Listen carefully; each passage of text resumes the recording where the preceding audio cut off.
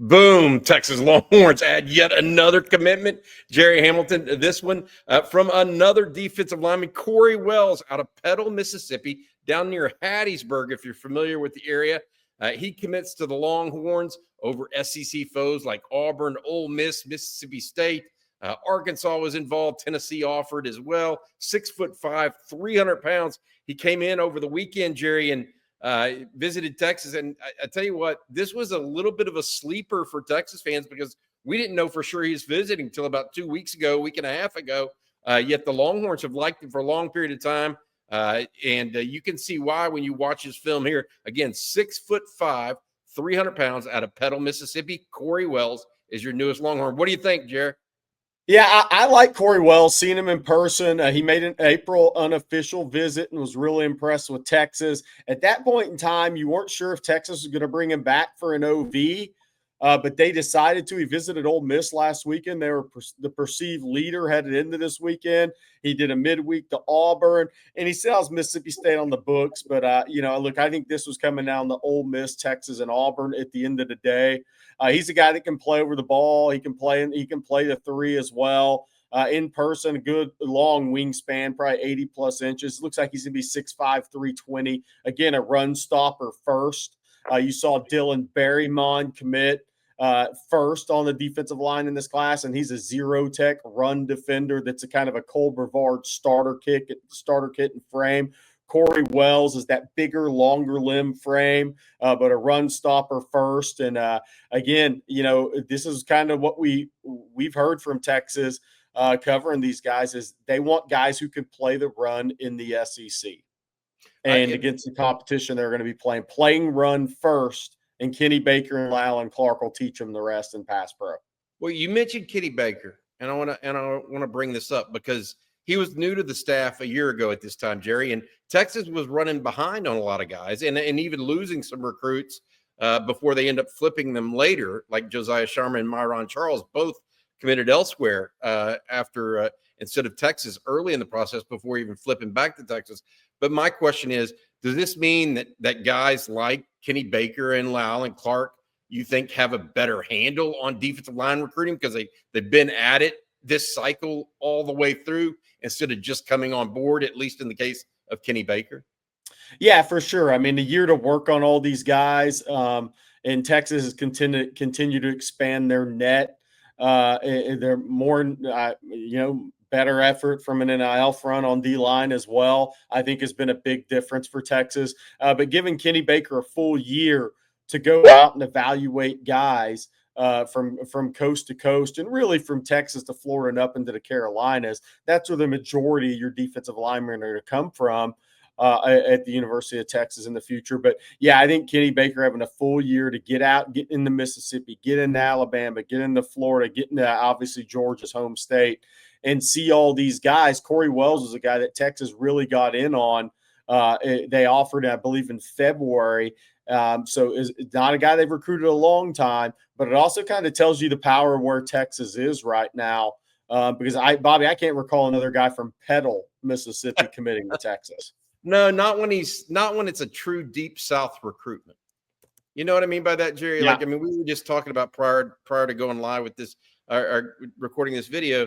We were talking about it. I mean, it's a true, Auburn, Ole Miss, Mississippi State, Tennessee offered. You go through the list, and it's a deep South recruitment, true SEC defensive line recruitment. And for all these years, I mean, I know Texas has had its fair share of great defensive linemen through the years, so I'm not belly aching or anything like this. But the SEC has been known for having scores of these players, and this is the second guy from a deep South state that we've been talking about here coming to the Longhorns over the weekend here, and that's alongside Dylan Berryman. Where in your opinion does Texas go next, just on that defensive front? Are they going to try to take three? They just going with two? What's the idea on the interior? I think 3 or 4. If they get the correct 4, they're going to take 4. And what this does, getting Dylan Berryman as your zero and Corey Wells is kind of a zero shade guy that can play maybe over the guard, is it takes some of the pressure off, because the rest of these recruitments now are national recruitments. I mean, Vodney Cleveland out of Birmingham, Parker. Yeah, I say national in that he's got all the offers, but it's really going to come down to Florida versus Texas if he's leaving the state. If not, then Auburn will be involved in it. North Carolina, maybe. But then you have Kendall Gerville out of Fort Myers, Florida, as a Texas versus Georgia battle with Florida still there. Trying to stay in the fight right now. And Florida State also got an official visit out of the gate as well. And then you look at Damari Simeon out of New Jersey, who I think Texas would take for sure, which is a Big Ten battle versus Texas, Ohio State, Michigan, Penn State versus Texas for Damari Simeon. So what it does, and there's other guys as well. Then you have that edge 5-tech spot with Bryce Perry Wright out of Buford, who's pretty much down to Clemson, Texas, Texas A&M, and Miami, where he's at this weekend. He'll be at Texas June 13th. And then you have Draylon McCoy out of Tupelo, Mississippi. He's probably a Florida lean over Texas right now, visiting Ole Miss this weekend. It also has LSU, a one-time LSU commitment. So what it does, it takes some pressure off Tech. Texas got a good zero tech and Dylan Berryman, again, who reminds me of Cole Brevard physically. And then Corey Wells is kind of that hybrid guy that can play over the ball, can play over the guard, and is going to be really good against the run. Now Texas is in a position with two guys in the boat to go fill out this 4-man defensive line class. And when I say 4, I don't even really count Bryce Perry Wright and Draylon McCoy in that 4. The guys I'm looking for the 4 spots, that's Kendall Gerville, that's Damari Simeon, that is Vodney Cleveland, that's James Johnson out of Miami Northwestern, who may visit on the 20th. Those guys. So I'm thinking 3 or 4 for sure interior guys, and then one of those kind of hybrid 5-tech type of defensive lineman who could eventually play some inside. Well, it's clear that Texas liked both Berryman and Corey Wells out of the gate and kind of circled them, brought them in the very earliest possible visit for the University of Texas. This weekend, this past weekend, is the earliest weekend they've had official visits. And by the way, I just forgot Lamar Brown. But Lamar Brown, Texas wants Lamar Brown badly, and he's one of those disruptor 3-tech type of guys. So I didn't want to not mention Lamar Brown. Lamar Brown, Kendall Gerville, Vodney Cleveland, Damari Simeon, James Johnson, those 5 guys right there are guys that Texas is really after on the interior. Again, out of Louisiana, and Lowen Clark's done good work on Lamar Brown. I think Texas is a sleeper in that recruitment. Well, it just sounds to me like you can see what Texas is attempting to do, trying to fill out with solid, good number of players. By the way, Wells, a composite 4-star by 24/7, so he's a nationally rated guy. Big, 6'5", 300 pounds. Jerry, the recruiting weekend for the Longhorns, you never hear bad things about recruiting. Rarely do you, right? I mean, sometimes you do, just on offhand. But with the softball national championship being celebrated on Saturday, there was a lot of positive momentum, I guess you could say, along with the Dylan Berryman commitment late Saturday night. You could say there was a lot of positive on the 40 acres this weekend as well. Yeah, for sure. I mean, there was official visitors, there's portal visitors in multiple sports at Texas. It was pretty lively. Obviously, I was at the softball national championship celebration, which was standing room only on a hot Saturday evening, by the way. Yeah, there's just a lot of excitement around the program in the city of Austin and the University of Texas right now.